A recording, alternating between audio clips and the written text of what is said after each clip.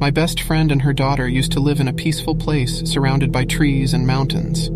I often took care of Lily when her mom needed help. Their cozy home was in a quiet neighborhood, with no neighbors nearby. Whenever I stayed with them, I cherished the tranquility. One day my friend asked me to look after Lily for 2 days while she went on a work trip. I happily agreed. On the appointed day, I reached their house in Washington. We had lunch together, chatted for a while, and then her mom packed her bags and headed to catch her flight. Lily and I spent the afternoon together, sharing stories about school and friends. We had a lovely dinner and dessert and decided to watch a movie before bedtime. As we sat down to pick a movie, something strange happened. Lily asked me, "Who's that?" I followed her gaze to the front door and heard a knock. It was odd because their house was quite isolated. I cautiously opened the door and found a tall man there. He said he was just checking if someone was home and walked away. I locked all the doors and tried not to worry about it. We watched our movie, and later I fell asleep on the couch. In the middle of the night I woke up, realizing the TV was still on. As I turned it off, I sensed an eerie silence in the house. I heard a strange crunching sound, like footsteps, coming from outside. I muted the TV and listened closely, feeling uneasy. The sound seemed to be coming from the back of the house. I turned on the back porch light, but all I could see were trees. I stayed there for a while, trying to shake off my fears, and eventually went back to the couch, turning up the volume again. I drifted off to sleep, but a few hours later, I woke up to complete silence. Then, I heard the crunching footsteps again, this time right outside the window. It was so scary. I mustered my courage, went to the window and pulled back the curtain, but there was nothing there. The next morning, I made breakfast for Lily, and we talked about our plans for the day. As we chatted, Lily mentioned that she heard footsteps outside her window the previous night. This sent chills down my spine. After her mom called to check on us, I went outside to investigate. I didn't find anything suspicious except for some scratches on the walls near the windows. I even saw the same man from the previous day walking past the house. It was unsettling. We decided to spend the day out, away from the house. But when evening came, we returned. I was on edge and checked all the doors multiple times before we settled in. However, that night, we heard tapping and scratching noises. Lily told me that she saw someone running into the trees behind the house. Terrified, I hurriedly got Lily into the car, and we drove to a nearby hotel. We called the police and waited there. The officers arrived, and we reported what happened. They assured us they would investigate. The next day, Lily's mom returned, and we all went back to the house together. Everything seemed safe now. I stayed a little while longer, sharing my experience and worries with them. A month later, I learned that the man had been caught after attempting to break into several homes. He was acting strangely and never explained his actions. It was a truly frightening experience, and I'm grateful we're all safe now. Remember, sometimes even in the most peaceful places, unexpected things can happen. It's important to stay cautious, look out for each other, and never hesitate to ask for help if something doesn't feel right. And so, the tale of Lily's brave adventure came to an end.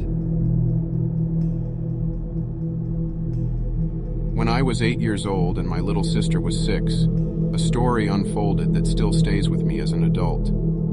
This memory is etched in my mind, a bit unsettling but important to share. It all began when our parents planned a couple's trip for a weekend, and they hired a babysitter named Ryan. He was a 16-year-old boy from our parents' high school, so they thought he'd be a safe choice. Our parents entrusted him with our care for 3 nights, from Thursday to Sunday. As the weekend started, I played a video game called Galaxy Explorers in the basement, absorbed in my own world. The first night was mostly a blur, as I was just a young kid. On Friday, I continued playing my game, engrossed in the adventures it offered. Ryan, our babysitter, came down to the basement to build a connection with me. He told me he liked the game too, and we ended up playing multiplayer mode together. I started to enjoy his company, and he seemed like a nice guy. The next day, my friend Alex came over, and we played soccer in the backyard. Ryan kindly offered to referee the game while looking after my little sister. As an 8-year-old, everything felt normal and fun. Later, after Alex left, we all had pizza that Ryan ordered for us. The night passed uneventfully, and I went to bed as usual, playing on my DS. That's when things took a strange turn. In the middle of the night, I woke up in my pitch-black room, feeling disoriented. As my eyes adjusted to the darkness, I noticed someone standing in the corner of my room. My heart raced as I saw Ryan there.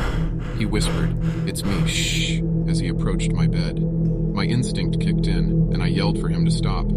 Panicked, I got out of bed and went to my sister's room, grabbing a blanket from under her bed to calm myself. I was scared and confused, laying on the floor, trying to make sense of what had just happened. The following day was tense. I stayed in my room playing games with my little sister, while Ryan seemed to avoid me.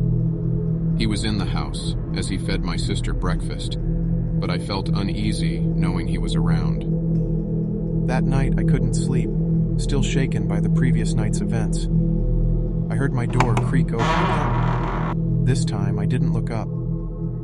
I waited until the door closed, and then turned on the lamp. Ryan wasn't there, but I knew he was lurking. I decided to sleep in my sister's room to protect her. I grabbed my things and locked the door, fearing Ryan might return.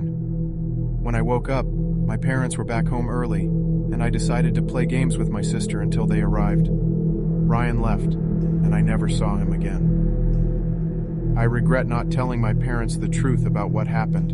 I kept the experience bottled up, feeling embarrassed and awkward. Looking back, I realized that I should have shared my story, as it might have prevented him from hurting someone else. Remember, it's essential to speak up when something doesn't feel right. We should always trust our instincts and seek help from adults we can trust. And so, the tale of that unsettling weekend serves as a reminder that sharing our experiences can make a difference.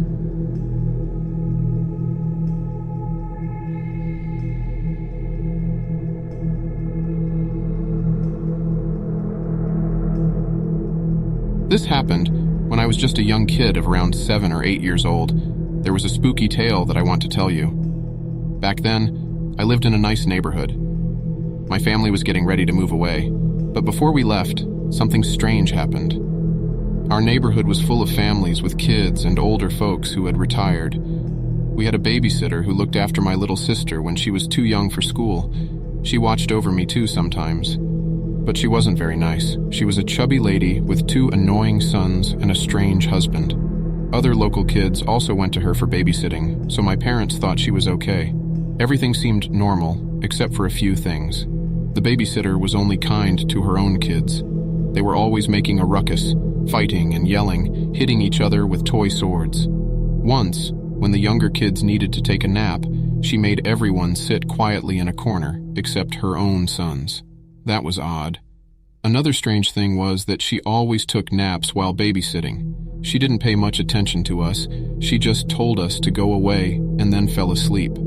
She also gave her sons chocolate milk, but said the rest of us could only have water.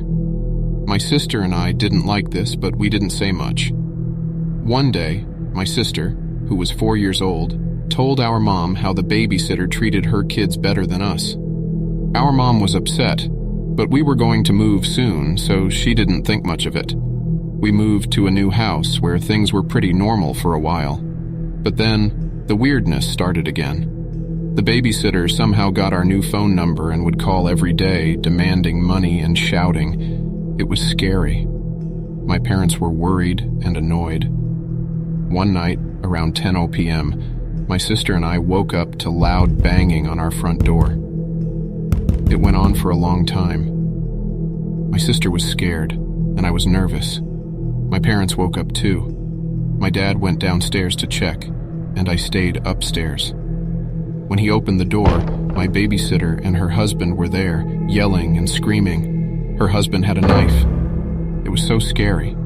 My dad said we wouldn't pay, and he wanted them to leave. But they didn't listen. They even tried to force their way inside. My mom called the police quietly from upstairs. After a while, they finally left, but they kept screaming outside. I was so scared that I started crying, and my sister did too when she saw me. The police came after a while, and they were arrested. My parents knew who they were because they used to babysit us.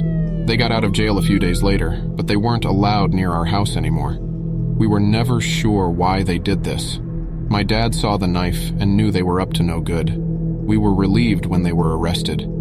I often wondered if their own kids were okay that night.